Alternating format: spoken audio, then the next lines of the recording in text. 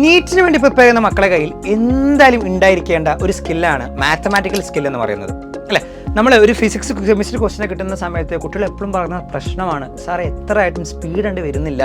എന്തുകൊണ്ട് ഇത് നോക്കുന്ന സമയത്ത് നമുക്ക് കാണാൻ വേണ്ടി പറ്റുന്നത് അവിടെ മാത്തമാറ്റിക്കൽ സ്കില്ല് അല്ലെങ്കിൽ മാത്സിൻ്റെ ഫൗണ്ടേഷൻ എന്ന് പറയുന്നത് കുറച്ച് പൂറാണ് എന്നുള്ളതാണ്.